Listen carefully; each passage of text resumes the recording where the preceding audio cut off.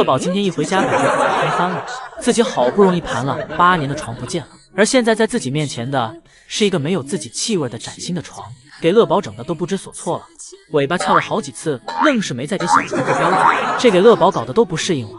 乐宝打算先吃完再思考。晚上没有自己浓厚气味的床，乐宝睡着不舒服。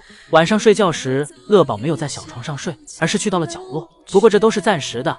第二天，乐宝就开始适应自己起床了，又是在床上做标记，又是趴在上面蹭来蹭去，要多快乐有多快乐。而爱宝这里，在第一次面对新床时，也是同样的警惕。瑞宝、辉宝这里则对其并不关心，尤其是辉宝还在研究通道门究竟是怎么关上的。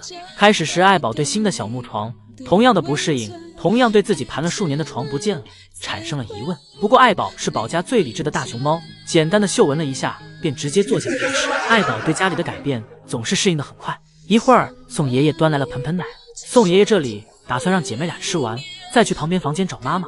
但姐妹俩吃饭时开始对隔壁房间好奇了，奶水吃的满地都是。辉宝发现自己给奶水洒了一地，还懂事的知道舔干净，但在宋爷爷这里是不允许的。宋爷爷立马制止了辉宝吃掉落在地上的东西。姐妹俩吃完盆奶后，来到爱宝房间，开始检查新床。辉宝的关注点总是和别人不同，别人都在观察床上时，辉宝则是先观察床，跟福宝小时候一样，有床不睡，总喜欢钻床底。爱宝仅仅用了1下午的时间，就给瑞宝和辉宝的周岁抓周玩具给吃光了。这次送3岁都没来得及撤回去拿去展览，爱宝就全给解决了，一个也没给送3岁留。这美味的大竹竿，爱宝是一吃一个不吱声。下午姨姨再来看瑞宝和辉宝时，此时爱宝坐在了小汽车的驾驶位。瑞宝、辉宝的生日过完了，爱宝打算开车回中国，带着姐妹俩去给福宝过生日。此时坐在后座的瑞宝已经躺下了。虽然今天室外下着小雨，但这依旧阻挡不了让姨姨们反复排队看宝家的心。姨姨再次回来，不知爱宝从哪里又找来了一个玩具，但是单从这根大竹竿上看上去，已经看不出是什么玩具了。姨姨仔细对比过后，感觉像是瑞宝、辉宝的雷神之锤，但是不知道锤去哪了。此时瑞宝还想过来抢，瑞宝表示：“妈妈，这个好像是爷爷给我的周岁礼物。”爱宝回复道：“你的，什么都是你的。吃到老娘肚子里就是老娘的。”此时，瑞宝后悔几个小时前没有多玩自己的礼物，这下后悔都来不及了。一会儿，爱宝吃饱喝足，来到了滑梯上休息。乐宝那里有他的自动马桶，爱宝这里有自己的自动滑梯。爱宝的青团铲在滑梯上后，会顺着滑梯流下去。爱宝铲完青团后坐了起来。辉宝看到妈妈腾出了位置，立马挤了过来。还没等爱宝开口，辉宝就趴在小滑梯上滑了下去。爱宝拉完辉宝擦，姨姨们直呼画面太美了。爱宝看辉宝滑下去了，也来不及了，就没再告诉辉宝刚才自己在滑梯上面干了什么。而且此时的辉宝蹦蹦跳跳的，还很开心。福宝趁妈妈正在睡觉，撅起自己的屁股，就在妈妈的身上蹭了起来，躺着蹭完还要再坐起来蹭，妥妥一个繁雄精。福宝不小心一屁股坐空了，转头看了看妈妈有没有被自己吵醒。福宝该怕的时候还是知道怕的，只不过爱宝现在实在是太困了，根本不想搭理福宝。福宝来到小亭子边上转了一圈，没有什么能吸引福宝的。之后，福宝又将自己的注意力放在了妈妈的身上。福宝跨在妈妈的身上，一个侧躺，福宝趴在了妈妈的屁股上。福宝开始研究妈妈的屁股。福宝深吸一口气，瞬间抬起头，有点怀疑熊生了。福宝心想，原来大熊猫的屁股这么臭。而爱宝则给自己换了个姿势，继续睡去。爱宝醒后，福宝又和妈妈争夺起了独木桥的使用权，谁也不想退让，在树上试图比谁的力气更大。显然福宝的力气没有爱宝的力气大，福宝很快便落入了下风。福宝在掉下去的边缘试探着，慢慢的福宝从攻击改成为防御。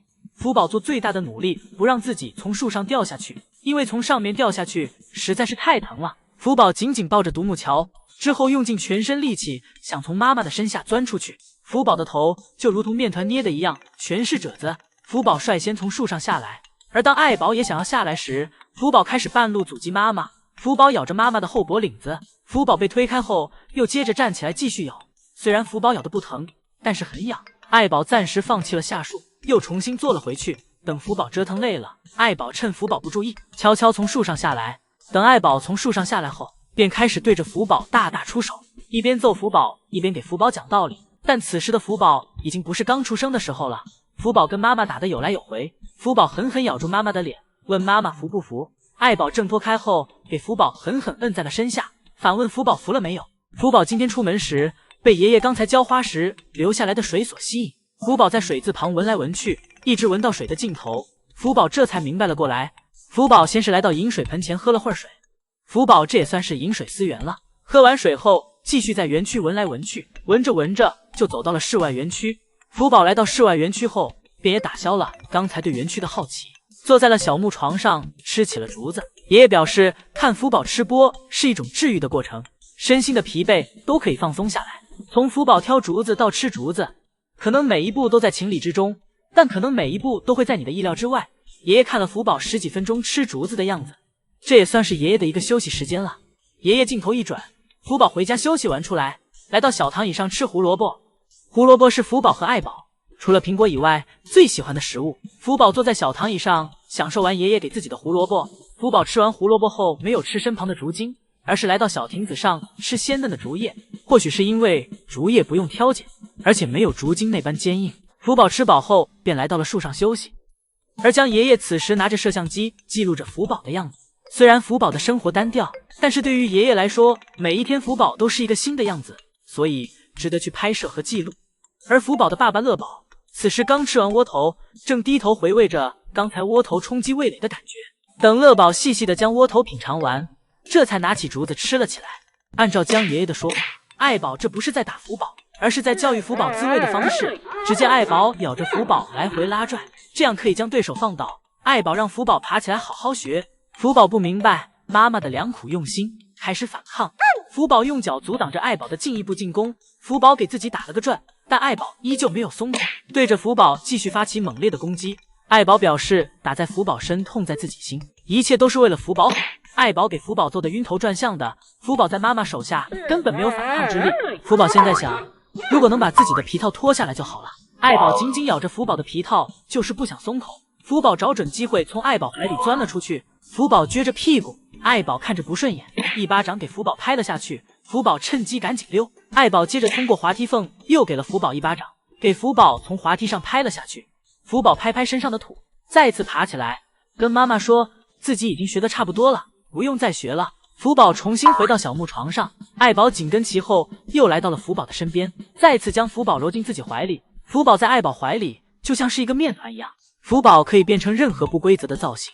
福宝又一次被妈妈推下床，但福宝明显不长记性，又跑到妈妈身边。爱宝咬着福宝拉到自己怀里，顺势在福宝身上躺了下来。看来爱宝也打累了，需要躺下来休息休息。就这样，福宝被爱宝硬生生上了半个小时的实战课。福宝从小木床上摔下去，再不断的爬上来。不知道福宝有没有看清妈妈的动作，但是双手抱头的动作，福宝已经熟练掌握了。爱宝一过来，福宝就会立马低下头，双手捂住头。福宝这抗击打能力是拉满了。爱宝给福宝从床上揍到床下，最后又来到了滑梯上面。福宝这节课上的肯定印象很深刻了。